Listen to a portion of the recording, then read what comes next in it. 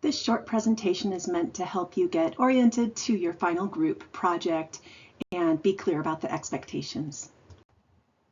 Your first task is just getting to know your topic and start identifying aspects that make it an issue worth a campaign.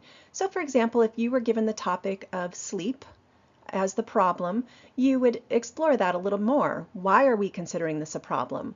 Describe the problem and also describe why it might happen. So with sleep, one of the problems is that people aren't getting enough quality or quantity of sleep. And so we want to research that topic a little bit more in depth. Why is this concerning? Why do we need enough sleep and quality sleep? What issues or behaviors are creating this problem with this topic? So with sleep, for example, what causes poor quality of sleep? How prevalent is it? And what behaviors can help with this problem? Spend time discussing the different target audiences that you might target. You will need to settle on one target audience, and you will need to describe that target audience as specific as possible. I've got an example here that just saying parents as a target audience is not specific enough, because parents have kids in different age groups, and so we would want to be specific. So parents with teenage kids that are ages 13 to 18, for example, that's much more specific and that's acceptable. So for example, say your topic was on vaping as the problem and you want to prevent high school students from starting to vape. So high school students would be your target audience. You could choose to target the actual students that are currently vaping and you want to help them stop. You might also target high school students that have not yet started vaping and you want to help them decide not to start. You could even do a campaign aimed at the parents and the caregivers, designed to help them get involved with their teens to encourage them not to vape. So with this section, you'll want to describe your target audience. What kind of behaviors do they currently practice in relation to your topic? And what keeps them from doing the behavior that you want them to do? How can your campaign help this target audience do the new behavior? Along with your group topic that you were given, you were also given a health behavior theory and the constructs to target with your campaign.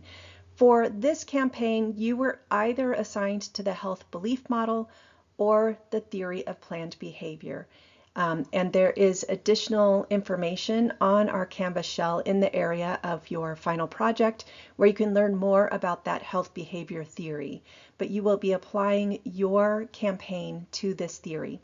Constructs are just part of a health behavior theory that help explain the behavior. So constructs are things like the audience's motivation to do the new behavior or their perceived risk, their social influences, things like that. So you will be describing in your final proposal, you'll be describing your health behavior theory and applying it to your proposed campaign along with the constructs that were defined for you.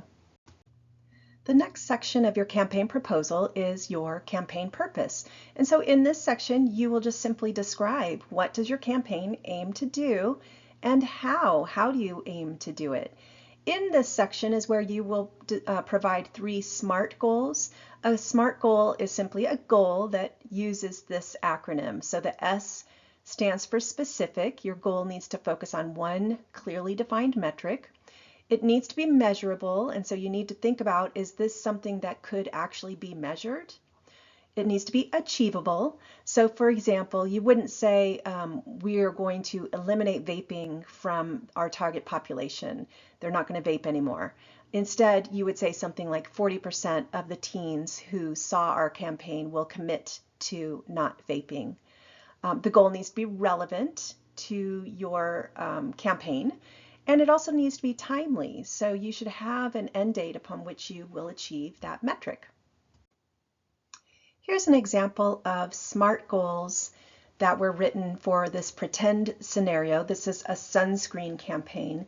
This campaign is using the theory of the health belief model, and it's aiming to increase the perceived susceptibility, which is a construct, of adverse outcomes from skin cancer. Skin cancer is the overall problem, the overall topic, and also the perceived benefits of using sunscreen, which is another construct. So you can see the SMART goals here. The behavior goal is 40% of people who've seen the campaign will report using a sunscreen to avoid getting skin cancer in their future. So that's a behavior. The perceived benefit construct has a SMART goal here. 60% of people who've seen this campaign will report perceived benefits of using sunscreen to avoid aging skin and skin cancer. And then the perceived susceptibility construct, 60% of people who've seen the campaign will report their perceived susceptibility, that if they expose themselves to the sun without any form of protection, they could experience a negative health outcome. In your campaign proposal, you will need to talk about your overall campaign messaging. And so you'll need one overall campaign slogan. Usually this is something that's very memorable. The campaign that appears here, the Safe Sleep Saves Lives, is their campaign slogan. And then you need at least 2 additional messaging that accomplish what you are trying to do, what you're trying to convince people to do. You do need to consider the use of what kind of tone you are going to use and why. So it should be relevant to the audience. You might consider the use of logic and statistics. You might consider the use of fear combined with the statistics, or you could use a humorous approach. You could use a hopeful kind of tone. Overall, your campaign messaging should be memorable. It should also be useful. It should not be too wordy. People do not have time for long messages. They just want to learn on the fly, learn quickly what needs to be done, and be inspired. So you see the messages here on this campaign material. They broke it down into A, B, C, D, and all of these things help to accomplish that main overall campaign slogan. You will also need to describe your dissemination plan. That is, how are you going to get out your messages? How are you going to reach your target audience? You're going to select at least 2 different communication channels. You need to explain why. It needs to be logical. It needs to relate to your target audience. And so there are a number of different ways that you can communicate and disseminate information. This picture here is a picture of an obesity campaign done over in England, and these are posters that they put up in the subway stations. And so they are targeting working adults that will likely walk by these particular pieces of campaign material on any given day.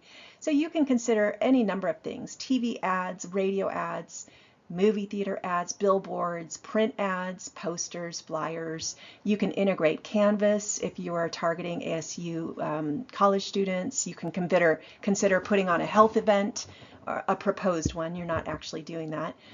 You can consider social media channels, but you will need to describe the channels. You will need to describe the reason you are doing campaign messaging through these specific tools. And so if you selected social media, you need to describe which social media platform you're choosing and how you plan to use it. You will need to describe how you plan to evaluate your campaign. And while you are writing your SMART goals, you should be thinking about, how could we measure this? How can we evaluate this? And if you can't measure it, you might need to keep working on that SMART goal. There's different ways that you can evaluate whether your campaign is doing what you want it to do. If you have access to the audience, you could plan to do a pre and post tests. So for example, if you were doing a college campus campaign, you could take a random sample at the very beginning and do a pre-test on attitudes and beliefs and behaviors, and then run your campaign and then do a post-test later with another random sample. If you are promoting the use of a service, so for example, if you're promoting a mental health clinic in a town, or promoting the use of a dental clinic, you can measure the increased demand of that service. You could also measure if there's decreased rates of an issue. So for example, if your campaign is aiming to cut down on people that drink and drive, over the length of your campaign, you would hopefully be able to access data to see if DUI ticketing went down during the time of your campaign. If you plan to use a website or social media, you can measure how many people visit that website. But you can also have interactive tools that you plan to use. So for example, maybe you have a pledge that you want people to commit to in relation to your campaign. And that could be part of your evaluation. You could measure how many people sign the pledge or how many people complete an online tool that you have on your website or through social media. Your campaign evaluation should tie back to those SMART goals, and so it all should tie together. You will need at least 5 evidence-based references for this assignment. You should cite the references on the slides where it is appropriate and also list them on the reference page. Be sure that your references are evidence-based. You can use academic journals, .gov websites, .edu. You can use .org websites, but this has to be done with extreme caution, and you have to use your critical thinking to assess whether this is a biased website or whether it is truly providing evidence. You will need to create one campaign education tool, and the tool is up to you. It should make sense based on the campaign that you are describing and that you're proposing. You might consider making a brochure or a flyer. On the side here is an example of a poster that was created to talk about safe sleep for babies. You might consider a social media toolkit. The directions for that are found in the assignment directions if you choose to go that way. Your tool needs to be visually appealing, so it should not just be text. It should have visuals that are appropriate. You should use good amount of white space. You should be using appropriate language for the audience, so not a lot of jargon, and also the language that the audience prefers to speak in. It should be evidence-based, and it needs to provide key campaign messages. It needs to be useful for your target audience. When you are ready, you need to record your presentation. It's up to you how you want to do this, but your recording should have the voice of each student. Each student in the group should contribute somewhat to the recording. You don't necessarily need your face, but it should be clear who recorded what. You can use PowerPoint, and if you do that, you can record on each slide. Then when you're ready, you can make it into a video, submit the video. You can also use Zoom as a mechanism to record your presentation. But pay attention to the grading rubric, because each section is described in that rubric on what is expected. And within each section, it is expected that you are presenting it clearly and thoroughly, which is part of the recording of the presentation.